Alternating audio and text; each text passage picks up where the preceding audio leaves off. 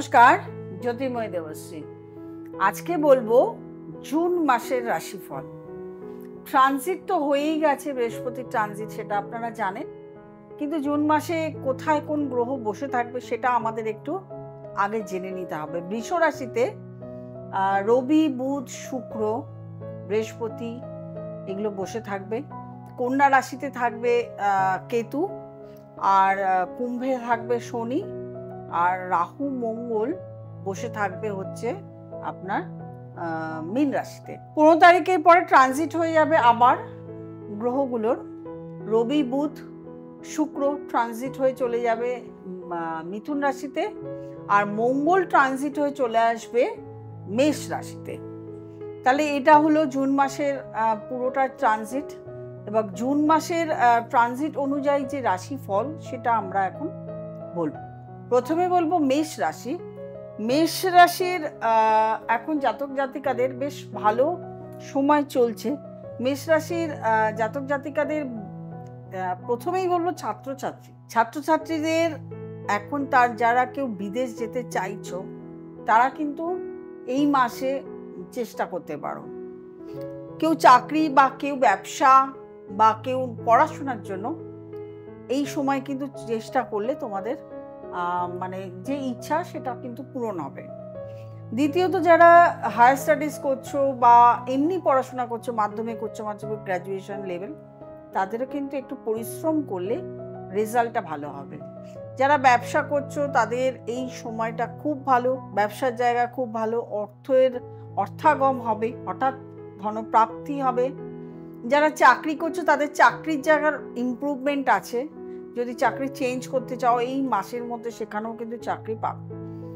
আমি বলবো একটা চাকরি মানে নতুন চাকরি পেলেই তাহলে পুরনো চাকরিটা ছাড়বে, পাবো বলেই ছেড়ে দেবে তা কিন্তু করবে না। এবং এই সময় অর্থের কিছুটা অর্থ তোমরা মানে সঞ্চয়ও করতে পারবে। শরীর স্বাস্থ্য ভালো থাকবে। এরপরে আসবো বৃষ রাশি। বৃষ রাশির জাতক জাতিকাদের সময়টা এখন ভীষণ ভালো চলছে। অর্থনৈতিক দিক, পড়াশোনার দিক, যারা ব্যবসা করতে চাইছো তাদের দিকে, যারা নতুন কিছু এতদিন পারোনি শুরু করতে কিন্তু এখন চাইছো, এখনই শুরু করে দাও। এই মাস হচ্ছে পারফেক্ট টাইম শুরু করার। ব্যবসা নতুন পরিকল্পনা করে ব্যবসা আইডিয়াগুলো শুরু করে দাও। কারোর ব্যবসা বন্ধ থাকলেও কিন্তু এই সময়টা চালু হয়ে যাবে। মানে চালু তোমাকে করতে হবে, করলেই কিন্তু সেই ব্যবসাটা রানিং হবে। যারা ছাত্রছাত্রী আছো তাদের তো শুভই। হায়ার স্টাডিজের ক্ষেত্রে ভীষণ ভালো মানে সুযোগ আসতে চলেছে। চাকরি যদি পেতে চাও হায়ার স্টাডিজ করে সেটাও হবে। যাদের সন্তান হচ্ছিল না, সন্তান প্রাপ্তি হবে। যাদের সন্তান নিয়ে সমস্যা ছিল, পড়াশোনা নিয়ে, শরীর স্বাস্থ্য নিয়ে, সেটাও কিন্তু শুভ যোগাযোগ আসতে চলেছে। শরীর স্বাস্থ্য ভালো যাবে। এবং বিয়ের যারা যোগাযোগ, বিয়ে যাদের হচ্ছিল না, প্রেম যাদের হচ্ছিল না, তাদের কিন্তু এই সমস্ত জায়গায় যোগাযোগ আসবে। মিথুন রাশি। মিথুন রাশি প্রথমেই বলবো কাউকে হঠাৎ করে বিশ্বাস করবেন না। আর হঠাৎ করে এখন কাউকে ইনভেস্টমেন্ট কোথাও করবেন না। মানে কাউকে বিশ্বাস করে ইনভেস্টমেন্ট করা বা আপনি কোথাও একটা প্রাপ্তি আছে জেনে বা সেখানে ইনভেস্ট করে বিশাল কিছু আসবে জেনেই একবারে ইনভেস্টমেন্ট করে দেওয়া, সেটা কিন্তু করবেন না। আপনার জীবনে কিন্তু অর্থ সংকট হয়ে দাঁড়াতে পারে এবং হসপিটাল, মেডিসিনে খরচা হতে পারে। এগুলো কিন্তু সামলে চলতে হবে। এছাড়া স্টুডেন্টদের ভালো, যারা ছাত্রছাত্রী আছো তাদের ভালো। আর বাড়িতে মা কি বাবা মানে গুরুজন যদি কেউ থাকে তার স্বাস্থ্যহানি হওয়ার সম্ভাবনা আছে। কর্কট রাশি। কর্কট রাশির শরীরটাকে সামনে রাখতে হবে। শরীর নিয়ে সমস্যায় পড়তে পারো। এছাড়া কর্কট রাশির জাতক জাতিকাদের সময়টা কিন্তু ভালো। অর্থাগম আছে, ব্যবসার বৃদ্ধি আছে, চাকরি প্রাপ্তি আছে। সন্তান নিয়ে সমস্যা থাকলে সেটা, সন্তান দাম্পত্য সমস্যা থাকলে সেটাও মিটে যাবে। নতুন কোনো ব্যবসা শুরু করতে চাইছো, পারফেক্ট টাইম ব্যবসা শুরু করার। যদি বিবাহ না হয়ে থাকে বিয়ের যোগাযোগ হবে। মোটামুটিভাবে কর্কট রাশির সমস্তটুকুই পজিটিভ, শুধু শরীরকে সাবধানে রাখতে হবে। সিংহ রাশি। সিংহ রাশির জাতক জাতিকারা যদি কেউ রাজনীতিতে থাকেন, যদি কেউ দাঁড়িয়ে থাকেন, তাদের কিন্তু ফল খুব ভালো হবে। রাজনীতির মানে তাদের সময়টা এখন ভালো যাচ্ছে।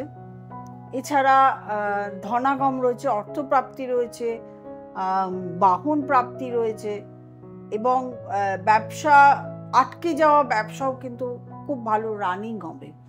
মানে আটকে গেছিল, থেমে গেছিল ব্যবসা যেগুলো, সেগুলো কিন্তু এখন আপনারা রানিং করতে পারবেন। নতুন ব্যবসা শুরু করতে চাইলে সেটাও করতে পারবেন।